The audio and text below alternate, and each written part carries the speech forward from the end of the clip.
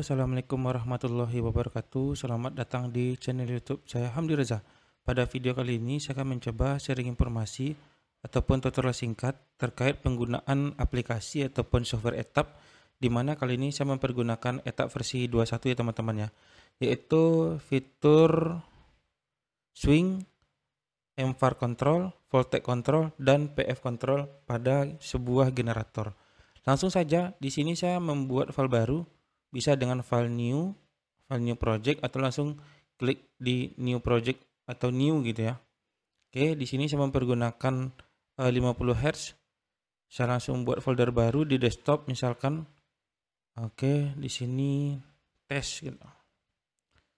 Simpan, kemudian frekuensi 50 Hz, kemudian klik oke. Nah, di sini nanti saya akan mencoba membuat sebuah simulasi yang sangat sederhana.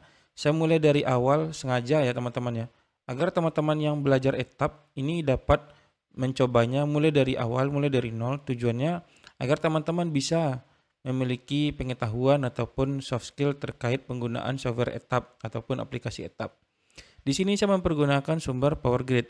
Power grid ini misalkan sumbernya adalah sumber dari PLN teman-teman. Nah, di sini anggap misalkan dia sumber itu dari GI ya, atau gardu induk.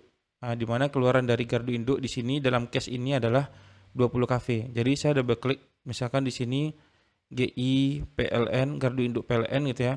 Kemudian saya di double klik bagian rating, tegangannya itu adalah di 20 kV. Oke, di sini sudah dapat sumber dengan nama GI PLN, tegangan di 20 kV. Saya buat kabel, bisa teman-teman mempergunakan kabel ataupun transmission line, bebas ya, sesuai dengan kebutuhan teman-teman. Nah, di sini setiap penyambungan dua komponen itu dia otomatis membuat bus baru atau bus bar baru. Diklik kanan di bagian titiknya atau poinnya, klik bus node garis. Tujuannya adalah agar setiap pertemuan komponen tadi kita bisa melakukan ataupun memonitoring nilai voltage-nya ataupun pembagian bebannya di bus bar tersebut. Kalau dia berupa titik, kita tidak bisa mengetahui nilai tegangan di titik tersebut. Jadi kita buat bus node-nya itu berupa garis. Bebas ya, sesuai ketebalannya, sesuai dengan kebutuhan teman-teman masing-masing. Nah, di sini otomatis terbuat 20 kV karena tadi sumber GI-nya kita buat tadi di 20 kV. Untuk kabel kita double klik, saya misalkan panjang kabel itu 10 km atau 10 kms, kilometer sirkuit, di mana untuk library-nya saya mempergunakan A3C misalkan ya. A3C ukuran 150. Oke. Jadi di sini saya mempergunakan kabel 150 A3C ya, overhead di sini untuk panjang 10 km atau 10 km. Kemudian lagi saya mempergunakan beban, misalkan di sini bebannya adalah 10 MVA. Saya double klik, saya klik sambung, otomatis terbuat bus baru. Diklik titiknya, nodenya, kemudian kita ubah bus node menjadi garis. Bebannya saya buat di 10 MVA. Ini hanya contoh ya teman-teman ya. Di sini saya bawaan awal dari si simulasi ya. Oke. Jadi dari beban itu dengan 10 MVA dan rating tegangannya di 20 kV, maka didapat ampernya itu adalah 288,7. Dan MW-nya atau megawattnya itu adalah 10 megawatt, 10 MVA dikalikan dengan 85%. 85% itu adalah Kospi ya. Artinya di sini Kospi itu adalah 0,85 ya, karena ini persen ya, per 100 gitu. Jadi 85 per 100 kan 0,85. Jadi 10 dikali 0,85 maka dapatnya adalah 8,5. Sebaliknya kalau saya buat di sini 90, maka akan didapat 9. mVar juga sama, bedanya ini kali Kospi, ini kali sin pi gitu ya. Dan untuk PF ini sesuaikan dengan kondisi di lapangan ya. Anggap aja di sini saya mempergunakan Kospi-nya itu 0,9. Oke.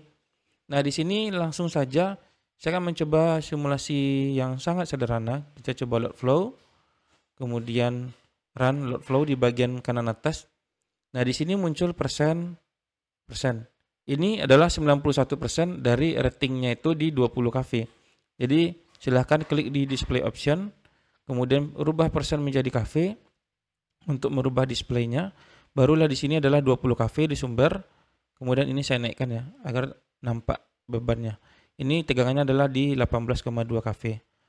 Kalau kita ingin merubah display ampernya bisa diklik di display option tadi. Kemudian dirubah, misalkan saya ingin merubah kVA ya. Ini kan kW ya. Saya berubah kVA atau ampere saja mungkin gitu. Saja oke. Ini ampernya adalah 306,3. Kemudian saya mau merubah misalkan ke KW-nya. KW saja juga bisa. Ini. Oke, di sini kenapa dia berwarna merah? Karena dia terjadi drop tegangan. Drop tegangan ini terjadi karena semakin besar beban dan semakin panjang kabel. Semakin panjang kabel, maka dia di ujungnya itu akan semakin drop tegangan, dan begitu pun sebaliknya ya. Kemudian semakin besar beban, maka akan terjadi drop tegangan juga. Nah, apalagi di sini tipe beban itu adalah bebannya di ujung. Jadi tipe simulasi yang saya buat kali ini ya teman-teman ya. Di sini dari GI, kemudian panjangnya 10 kilo atau 10 kms, kemudian bebannya itu mungkin ini hanya satu pelanggan ya, mungkin satu pabrik gitu, satu pabrik atau satu pelanggan, bebannya itu dia langsung 10 megawatt atau mungkin 10 MVA gitu. Nah, di sini saya akan mencoba sharing kepada teman-teman terkait sinkron misalkan suatu generator. Bisa jadi PLTA ataupun PLTMH ataupun sumber-sumber yang lainnya. Nah, di sini misalkan saya klik ya di busnya, bus 2 ini ya, saya perpanjang. Nah, di sini kan tadi 10 kilo ya. Di sini 10 kms. Oke, ini tadi panjangnya adalah 10 kms. Oke. Nah, kemudian saya ingin mencoba sinkron pembangkit. Ada suatu pembangkit yang mungkin dia bisa dibilang sinkron mungkin ya kepada jaringan, kemudian dia masuk menyuntik ataupun menyuplai ke beban ini. Caranya adalah pastikan posisi diedit ya. Kemudian kita buat generator. Teman-teman nanti sesuaikan ya. Kalau PLTS pastinya beda ya sama generator. Di sini contohnya generator, kemudian pastinya generator kan tidak langsung ke beban kan. Nah, dia nanti ada kabelnya. Artinya dia jarak berapa kilo dari si si beban gitu. Klik kanan di sini busnya, bus node, oke. Ini 0 kV ya. Di sini saya buat misalkan generator itu anggap aja misalkan ya di 20 kV ya. Sebetulnya generator itu dia di step up, tapi di sini saya langsung saja mungkin tidak dari generator ke trafo step up, enggak. Di sini saya mungkin langsung saja di 20 kV. Kemudian generatornya misalkan saya buat ya ratingnya itu anggap hanya 3 megawatt, kecil cuman gitu ya. Ini PLTMH lah, skala PLTMH atau mikrohidro, bukan PLTA ya. Oke, kemudian kabelnya saya buat misalkan jaraknya dekat ya, 1 km. Nah, kabelnya saya mempergunakan kabel misalkan masih kabel yang sama mungkin. Oke, dengan ukuran kabel yang sama juga 150. Jadi kita membandingkan suatu kasus dengan parameter yang sama, yaitu kabel yang sama, cuma mungkin jaraknya aja yang beda gitu. Jadi kalau aluminium ya sama-sama aluminium gitu. Nanti kan beda indikator, nanti ini satunya kabel tembaga, satunya aluminium, kan beda nanti karena hasil analisa kita. Jadi ini sama-sama kabel aluminium misalkan A3C, kemudian ini 10 kms, dari sini 1 kms. Jadi ini lebih dekat. Nah, misalkan pembangkit ini lebih dekat nih, apa nanti akan memberi dampak kepada jaringan kita. Nah, misalkan ini ada CB ya, atau mungkin LBS bisa jadi, ataupun switching gitu. Nah, di sini kita akan coba sebelum kita akan coba sebelum sinkron ya. Jadi murni dari jaringan PLN, kita klik di check circuit continuity. Tujuannya adalah untuk mengecek apakah suatu jaringan tersebut mendapat supply atau tidak. Jadi kalau saya matikan di sini sumber generatornya, saya in service menjadi out service. Jadi dia kalau dia mendapatkan tegangan, dia akan berwarna hitam atau mungkin berwarna jelas gitu nampak. Tapi kalau tidak, dia akan menjadi abu-abu atau mungkin buram gitu ya. Oke, saya akan mencoba menjalankan simulasinya. Langsung saja di run. Nah, di sini tegangannya adalah di 18,2. Nah, saya akan mencoba melihat susutnya berapa sih untuk di simulasi yang seperti ini. Summary, losses, oke. Nah, di sini kita melihat adanya susut KW dan kafar. Nah, kalau susut yang kita dapatkan ini kan 636,8 kW. Kemudian kafarnya 844,8 kafar. Kalau dia dalam KWH, teman-teman ini kan dalam KW ya. Kalau bebannya konstan, tidak naik turun dan tidak berubah di sepanjang waktunya. Jadi kita bisa tinggal mengkalikan aja kan KWH. H itu kan hour ya, jam ya. Jadi hasil kali KW dengan hour atau jam. Jadi susutnya berapa dalam satu hari, yaitu 636,8 dikalikan dengan 24 jam untuk satu hari. Nah, jadi kalau untuk satu bulan ya berarti 636,8 dikalikan dengan 24 jam kali 30 hari ya kalau untuk dia satu bulan ya. Kalau dia satu tahun ya berarti kali 24 jam kali 30 hari, nah, kalikan mungkin 12 bulan gitu. Oke, ini untuk simulasi untuk losses dalam keadaan normal. Nah, ini 636 ya teman-teman ya.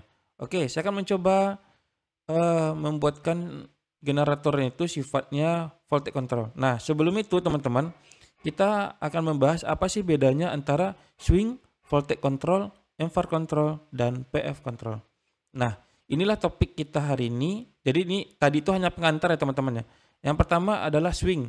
Nah, swing ini adalah ketika ini kan pembangkit kita buat supply-nya itu atau dayanya itu ya kan 3 megawatt. Swing itu adalah ketika sumber itu kita buat dia bisa menyuplai sesuai dengan kebutuhan. Jadi kalau kita buat 3 megawatt bisa aja nanti kebutuhannya lebih dari 3 megawatt. Akibatnya apa? Dia bisa menyuplai lebih dari dayanya. Jadi kan tidak sesuai dengan spesifikasi yang kita buat jadinya.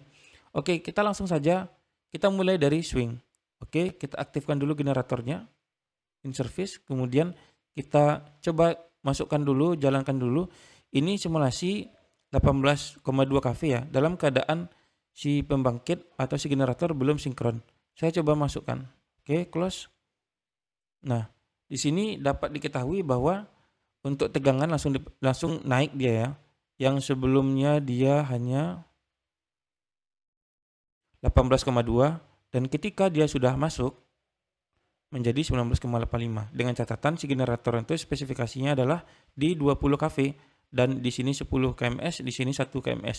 Nah, yang menjadi penyebab swing itu atau akibat dari swing itu adalah ketika kita butuh generator yang 3 megawatt tapi dia bisa menyuplai lebih dari 3 megawatt karena dia swing tadi ya. Jadi peran dari rating generator itu tidak bekerja. Intinya dia menyuplai sesuai dengan kebutuhan si jaringan agar dia mencapai kondisi ideal ataupun sesuai dengan kondisi di ini ya, kebutuhan beban ya gitu. Nah, di sini 3.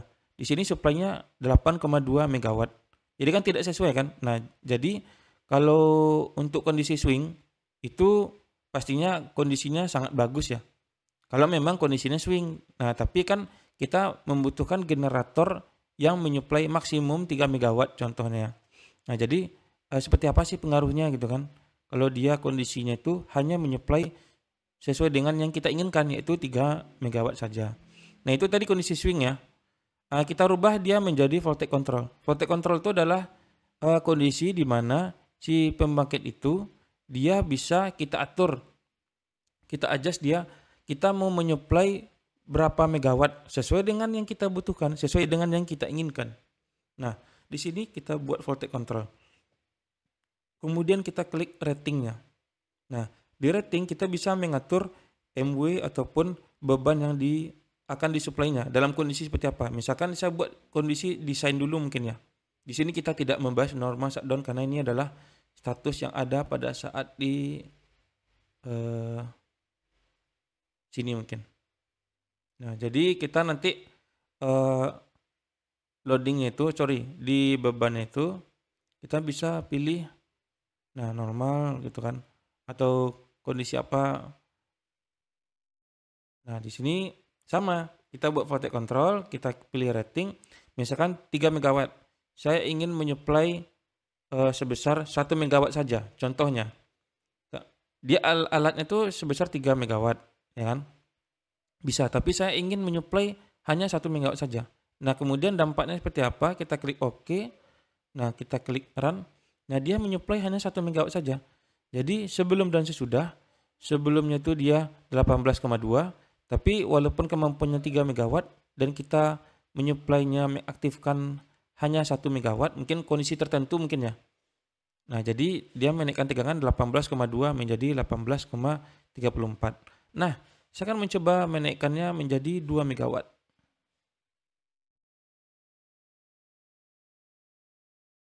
Kemudian kita run lagi. Tadi 18,34 ya. Naik menjadi 18,48. Kemudian di sini pasti naiknya menjadi 18,5. Saya menaikkan dia rating menjadi 3 megawatt. Oke. Nah, di sini dia 18,61. Jadi dengan kondisi voltage control kita bisa mengatur si generator itu mau berapa watt atau berapa kW atau berapa MW kah dia menyuplai ke jaringan sesuai dengan yang kita butuhkan atau yang kita inginkan. Nah, tapi dia dalam kondisi voltage control ini dia tidak bisa dia melebihi daya. Misalkan ini dayanya 3 megawatt. Saya ingin menyuplai dia menjadi 5 megawatt. Enter. Nah, tetap nggak bisa, tetap 3 lah. Paling di sini dia 3,5 ya di sini ya. 3,5 paling tinggi ya. Kalau saya mau buat di sini tetap ya. Di sini saya membuat misalkan jadi 10. Saya klik sini. Tetap maksimumnya di sini 3,5. Jadi masih ada persen lebihnya itu. Berarti dia bisa bekerja hanya sedikit melebihi dari kapasitas si generatornya itu. Ketika kita pilih fitur atau fungsi dari operation mode-nya seperti voltage control. Kalau misalkan saya buat di sini 10 megawatt. Nah, saya buat di sini 3, pastinya bisa ya kan? Mau dibuat lebih kecil dia dari spesifikasi pastinya bisa. Dia tidak akan berubah. Atau mungkin 8 lah gitu. Nah, tapi kalau saya buat di sini menjadi 30, dia tidak akan bisa. Dia terkunci. Jadi dia hanya maksimum berapa persen gitu dari kapasitas ini. Itu ya teman-teman ya. Jadi dia tidak bisa melebihi dari kapasitas ini dari sekian persen gitu. Kemudian misalkan saya buat di sini 5. Nah, di sini yang paling tinggi dia 5,8 gitu. Kita tidak bisa buat dia 7, dia akan kembali ke 5,8. Nah, tapi kita bisa membuatnya lebih kurang dari ini. Nah, itu. Nah, dia kalau kurang dia nggak masalah dari kapasitas ini.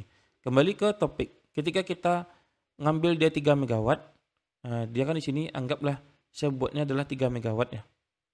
Oke. Nah, kemudian saya coba running.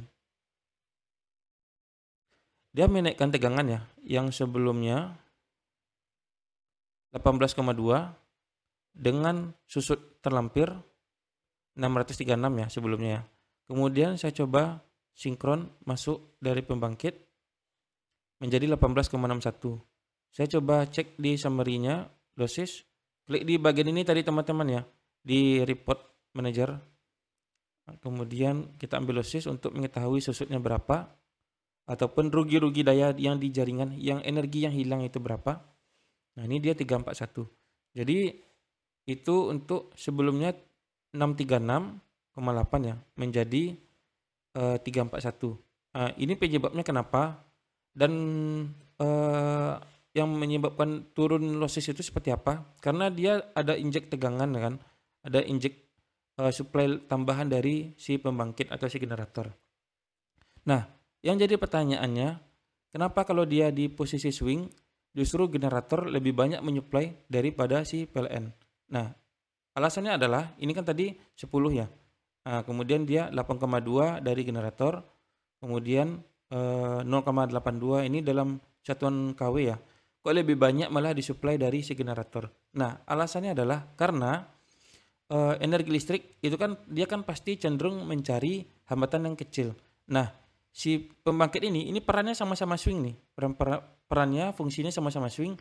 Jadi sewaktu dua sumber sama-sama swing, maka pembangkit yang paling dekat dengan beban itu dia akan dominan untuk menyuplai ya kan, atau menjadi sumber ke beban tersebut daripada sumber lain yang fungsinya sama tapi jaraknya lebih jauh. Nah, karena logikanya saja ini 1 kilo. ini 10 kilo. Ini peran fungsinya sama nih. Walaupun satu generator satu ini ya power grid ya. Tapi ini sama-sama swing ya. Ini dalam konteksnya sama-sama swing ya teman-teman ya. Nah, jadi untuk teman-teman yang ingin melakukan analisa sinkron generator, pastikan fungsinya itu sesuai dengan kondisi fungsi dari generator tersebut. Kalau dia voltage control yang menyuplai sesuai dengan ratingnya, ya pilihlah voltage control gitu. Oke, itu tadi alasannya kenapa dua sumber yang swing walaupun sumbernya berbeda ya, tapi lebih dominan yang dekat karena itu tadi impedansi dengan kabel yang sama ya teman-teman ya. Jangan sampai asumsinya ini tembaga, ini aluminium beda. Jangan, ini ukurannya sama, jenis kabelnya sama, hanya panjangnya berbeda. Nah, tapi kalau kabelnya berbeda ya analisanya akan beda lagi. Itu nanti akan kita buat di video yang berbeda ya. Nah, di sini balik ke konsepnya tadi. Tadi adalah voltage control. Jadi kita merubah ratingnya itu adalah di MW-nya itu. Dan tidak bisa melebihi dari MW rating. Kalaupun bisa berlebih tadi kan hanya paling berapa persen cuman ya kan. Nah, berbeda halnya dengan MVAR control. MVAR control itu kita bisa mengatur MW dan MVAR-nya, MVAR juga ya, tapi tidak bisa mengatur COSPI-nya. COSPI-nya dari sini ya teman-teman ya, sesuai dengan spesifikasi si pembangkit ya atau si generator. Nah, beda lagi dengan PF control. Nah, ratingnya itu kita bisa merubah di PF control ataupun power faktornya atau faktor dayanya atau COSPI-nya kalau teman-teman bingung ya. Jadi kita di sini bisa mengatur di MW dan COSPI-nya juga. Sebaliknya kalau di swing, nah kita cukup mengatur presentasi tegangannya berapa, tapi kita tidak bisa mengatur bebannya. Nah, karena tadi MW, MVAR dan COSPI-nya ini, PF ini otomatis menyesuaikan dengan kondisi kebutuhan si jaringan atau si beban tadi dalam simulasi tadi. Oke, mungkin itu yang dapat saya sampaikan pada video kali ini terkait apa sih perbedaan antara swing, voltage control, MVAR control, dan PF control. Mungkin saya di video kali ini lebih banyak itu ke voltage control ya. Nah, untuk MVAR control dan PF control prinsipnya sama, perbedaannya itu hanya di settingan di rating. Jadi saya ulang lagi, voltage control untuk merubah di MW-nya tidak boleh melebihi MW rating. MVAR control, MW dan MVAR tapi tidak bisa COSPI dirubah. PF control itu dia MW dan PF-nya. COSPI-nya, power factor ya, COSPI ya. Tapi tidak bisa merubah MVAR. Oke, mungkin itu yang dapat saya sampaikan pada video kali ini. Jika ada salah mohon dimaafkan. Demikian terima kasih. Assalamualaikum warahmatullahi wabarakatuh.